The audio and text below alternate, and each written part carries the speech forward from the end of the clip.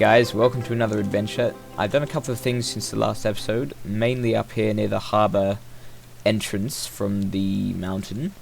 I've put the same sort of door configuration on this side as over here. The only thing is it kind of looks a bit too same for me. I want to distinguish them a bit. Maybe different blocks or something. I'll work it out. If you guys have any ideas on it, you can always let me know.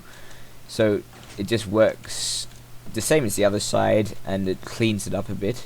The tunnel also needs cleaning up. I haven't really done anything in here, and I also think it's a little bit too short to bother putting a minecart track in, but maybe I can make it more interesting somehow. I'm not sure. And also over here for the water drop down, I put glass on the side, so because before there was always a chance, it never happened, but there was always a chance that if I went too far, I wouldn't fall into the water, and I'd, hit the bricks or something, and you would die. I mean, or most likely. I've never tested it, but, I don't even know how high this is, to be honest, but anyway, now with the glass, there is no way that you can not hit the water, unless you're an idiot. I don't quite know how you could do that, but I suppose there's a way, and it looks clean, so there's I'm not gonna end up with some big blocky thing on the side of the mountain. It's see-through. So that's pretty much it for this side. I did since the last episode was to clean up this cobblestone bridge here. It was just a little bit too indistinguishable and a bit boring, so I've sort of I put some stone brick around the sides. There was... Oh, and you can see the lighting system powered by the villager who's not doing what he's supposed to. Might need a bit of work. I'll explain that in a second, but I also lowered the arch a little bit so that it's not quite... because it went all the way to the top pretty much before, which wasn't very realistic. So that's fixed. The towers also are a little bit cleaner, and they've got a window in the side. It does have glass in it, by the way. It's just the texture pack makes it look like it doesn't. And yeah, it's a bit cleaner than it was before. But yeah, onto the lighting. It's essentially just under the bridge lighting at the moment, which instead of just having it on constantly or turning it on maybe like when the cart went past, I thought maybe try a daytime / nighttime detector, whatever it is, which basically uses a villager to detect when it's nighttime. In theory, it doesn't necessarily work all the time, but the theory is that when it's nighttime they'll go inside, which they do. It works fine, but sometimes they'll still go inside anyway. They'll just decide, I want to go inside now. The only way you can really get around this is if you have this bed here, which makes this the highest point that they can stand on, and because of the certain height of the blocks around this area, they think that they actually might have a chance of getting out, so they sort of jump around and spend most of their day trying to get out, and it doesn't really work. Oh, looks like you're gonna see how it works in a second.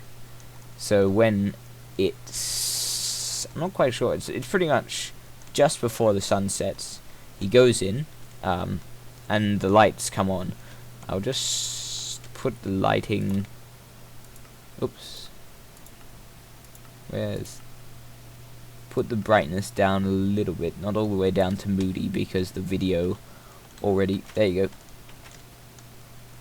Yeah, you can see... that it does make a difference. The water underneath the bridge is slightly lighter than the rest of it, and it just looks a little bit more appealing. Now, because I'm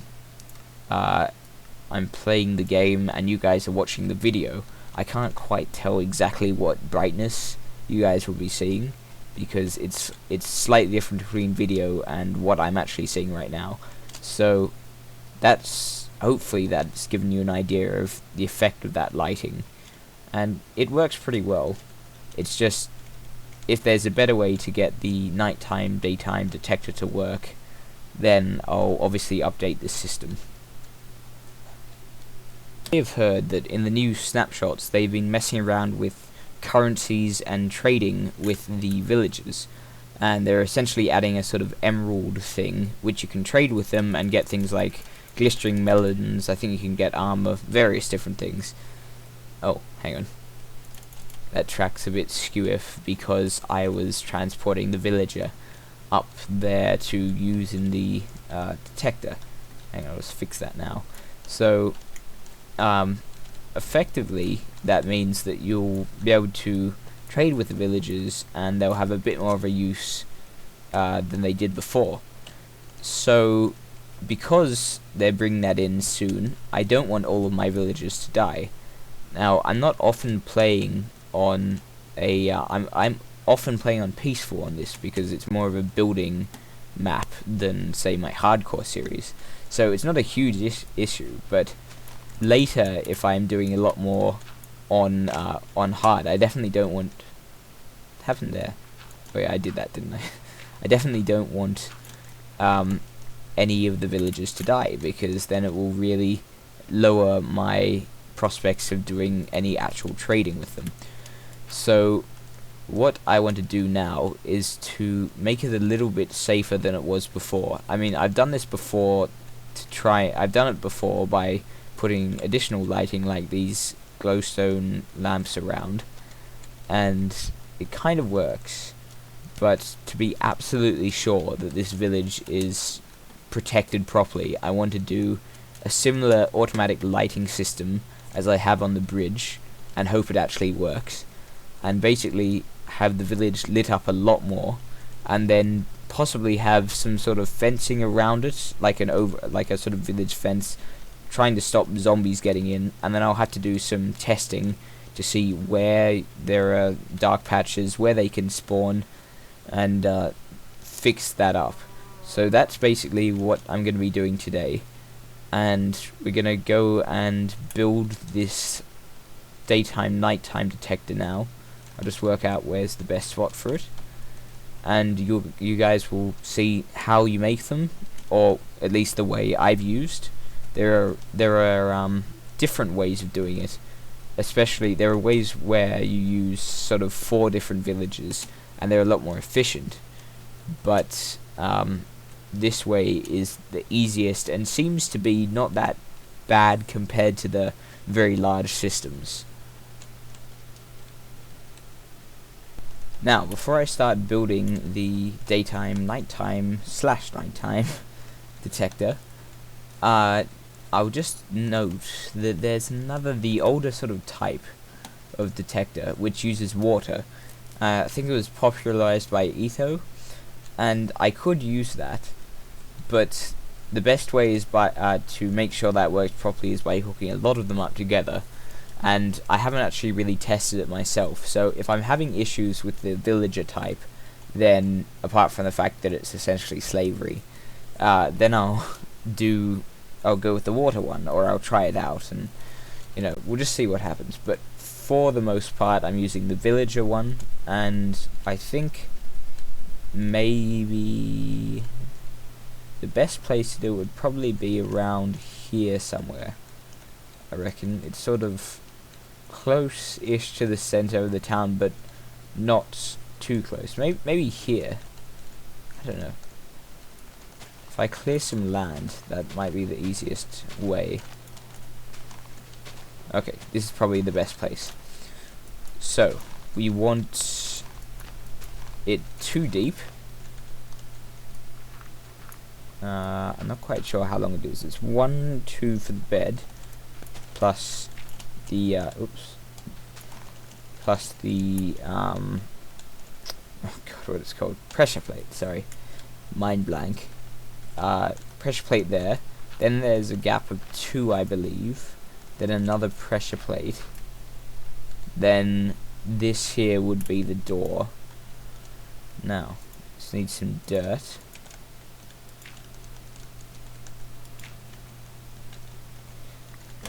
And we want about there. I think that's right. And then if we place a door just right where the dirt is overhead there. And that gives him room to sort of move around a little bit. I don't think, yeah, it shouldn't glitch out because it's too deep, so it should be fine. Then we have a pressure plate here, gap of 2, pressure plate, and then a bed, which I don't have. Give me a second.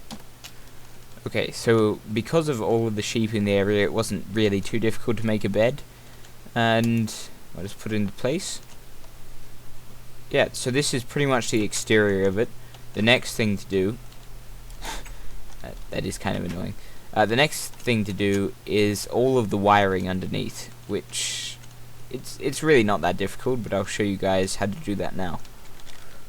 So the wiring for this is actually pretty simple. We just need to hook up the 2 pressure plates, and then we need an RS NOR latch, which I'll put about here. I think that's right. No, hang on. Is that right? No, that's not right. I suck at wiring, so that's my excuse. So we put a torch there, and then... No, that is too long. Hang on. Apologies, people. There we go, an RS NOR latch. Now, we need to hook up both sides. Now, I can't remember exactly how you do that. Let's just have a look.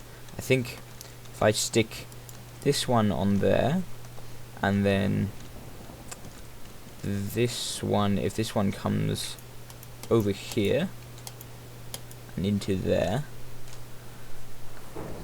Okay, let's just see if it works. So say this is our output here, so it's off at the moment, so that won't change state because that one's already on. But then if I stand on this, yeah, that's good, and then stand on this, okay, it's working. Cool. I think that's okay. That should be fine. That's pretty much all the wiring, and then you just take this output here or wherever you want the output to be, and then just take it to where you need it. I'll be taking it back towards the village, and yeah, we'll get started on the lighting along the roads and so on. Do the lighting. I'm just gonna get a villager in here. Although because it's nighttime, it's a little bit difficult. See if I can get any out. Let's push this guy around. Oh no! Don't go in there. Okay. Oh, he went around there. This is by far the most difficult part, and they're a little bit sort of more fidgety at night, I think, from my experience. And generally the easiest way to do this is with a minecart track. I've only got 3 tracks though. Hang on, got an idea. 3 should be enough. Oops, didn't mean to do that. If I can just get him to walk in there, yeah. Alright. Kind of. This guy here is annoying me now. Let me see if I can get him back onto the track.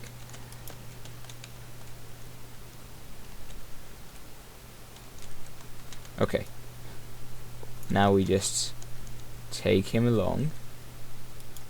Oh, damn it. Okay, so I just stole some more rails from the station, which I will put back later. Oh, that's that diamond pickaxe gone. That was actually a different one, not the one that I enchanted last time. I enchanted a different one, but only got, I think it was efficiency 4 or something. I was really annoyed because the really awesome pick that we made last episode, I lost in a really serious lava drowning thing. It just like I don't even know how it happened because I was being really careful. but the lava, snuck up on me, I guess. I don't know. And, yeah, I lost a lot in that. But I'm sure I'll have plenty more to craft later. Anyway, you live and you learn. Now, where is this thing? I've forgotten where I've actually put it now. It's over here somewhere. There it is. I could have got some more rails, I guess, but I don't know. I'm lazy. I think I have another pickaxe, an iron pickaxe. I have plenty of iron, so I don't care if I lose this. And it makes it certainly a lot faster to collect the rails. Oh, there's not one underneath him. I hate this because you can easily click on his minecart and it'll cause him to come out of the minecart because you're going in. I think I can just nudge him on though. There we go. And from here it's pretty easy. You just fill it, knock him out of the minecart. Oops. Which I'll just grab. And then, hey. Okay. So he's in there now, and effectively it's a functioning daytime nighttime detector. Okay, I've started connecting the wiring from down here straight up into the village. I've started doing a little bit of a circuit around. Let me see if I can show you. I dug it all out. Yeah, there's a villager in there, which we'll fix up later.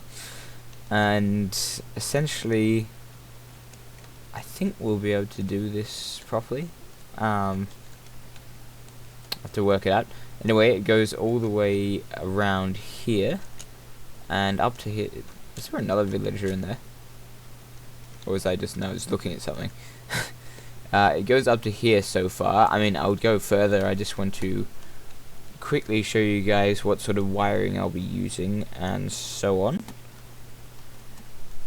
Okay, so the way I'm doing this, and I don't think there's any better way, I'm not sure, is by putting an inverter underneath each light. So it means when this whole circuit is on, the lights are off. Which I'll put another inverter in here so all the timing and everything works. But the other thing is that because you got the inverter there, it's going to be an issue because the rest of the circuit is then going to be off when this starting one is on, and then you're going to end up with lights that are on and lights that are off. So the best way to get around that is by putting another inverter here. Oops.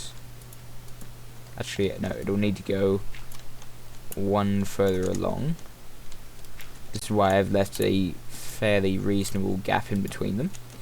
So that will restore the signal back to where the rest of the circuit is. This one here is a bit annoying though because it's up there. So it'll need an inverter here.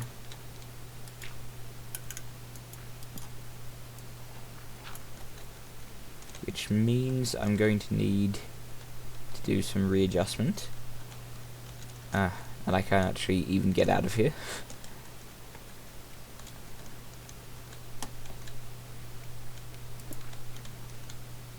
So if I just put some dirt there, that should work. And that's inverted and it's on, so that's good. And then we just need to return the signal back by putting another inverter in here. Can make it a fairly small gap. Oh. Yeah, he's kind of wandering around. I think I might look for a better daytime, nighttime detector. Perhaps the water one? I'm not... Oh. That would be an issue. Okay, we'll do some fencing and stuff. And we'll not worry about that too much right now. And we'll just keep going, so then the next one will be along here, with an inverter here,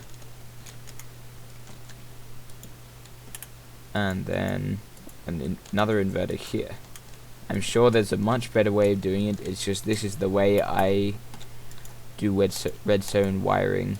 I'm just not particularly efficient at it, which is why I must have used I don't know how much I've used on this map so far, but it's a lot, I can tell you that. Every other, hour I'm going to get more redstone from down the mine. And yeah. So that's basically how I'm going to do this wiring pattern. I'm going to have to go and get some more resources, because I will be needing some more wiring and so on. And actually, the good thing about using the inverters is it means I don't actually need as many redstone repeaters, because they act as repeaters themselves. That's the old school repeater before they actually brought in redstone repeaters. So yeah, that means I don't have to get as many of those. Not that they're really difficult to make, but yeah. Okay, the wiring for the lighting is finally finished. Well, and so is the lighting. Now, this looks a little bit weird here. I've been trying to fence off the detector because about 6 odd testificates got in there, something like that. And yeah, that really screwed it up.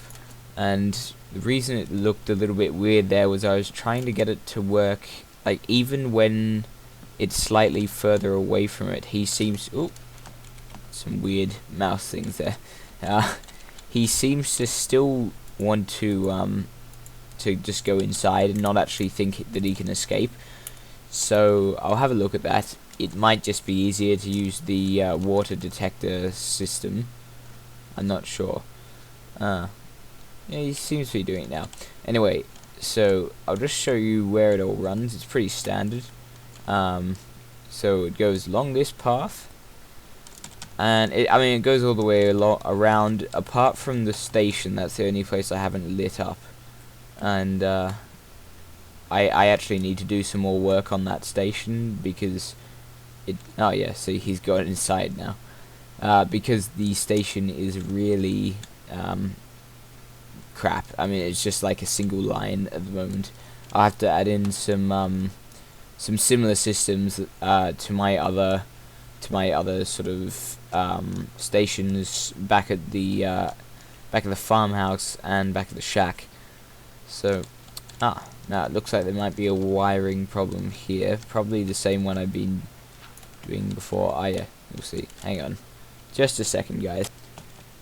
Sorry guys, my mouse seemed to be glitching out there for a second. Anyway, so the wiring problem which was here was the same one I was having before. It's basically, if you have a block here, then then you place the block where I'm standing here right now, it stops the redstone circuit. So you can just fix it by removing this block here, depending on how it's wired. Like, there were a few places where I had to sort of rearrange some of the wiring because it didn't quite fit, but that should be fixed now. And they just come along here and it finishes at the well.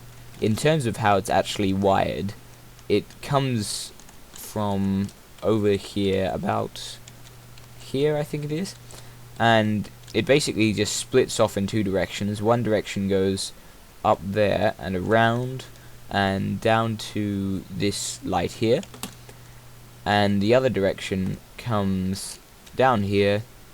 He must be going into his... Yeah, it comes down here, goes around the well, and just goes up there. Ooh, wait, did he come out again? Yeah, he did. Okay. Thought I had a wiring problem there. Comes along here and just goes up there and around the rest of the circuit, which finishes here. So it's pretty simple. So night time, and he should theoretically be going back in. I don't know if he will, but he should. And basically the last thing I need to do to make the village secure is to fence it off. Now I'm going to be fairly close to the boundaries of the actual houses and everything, but I will possibly add some additional houses later on or something, and then I can change the boundaries. Okay, so for the most part, the village is now completely fenced off around the sides, but it won't be completely safe from mobs until I've had a chance to test the lighting levels around the place. Soon I'll hopefully get the village station up there finished, and maybe even continue the track into the desert up here. And anywhere else that might be interesting, I don't know, there are probably a few places that could do with the additional transport. And obviously I'll be exploring further out in that direction, out on the ocean by boat, which is why I built the harbour. So that's pretty much it for today, guys. The village is now a lot more prepared for the future updates, and is generally just looking a little bit better. Don't forget to check out my Twitter and blog, which you can find links for in the description, and to subscribe to my channel. Until next time, guys, that's pretty much it. I'm out.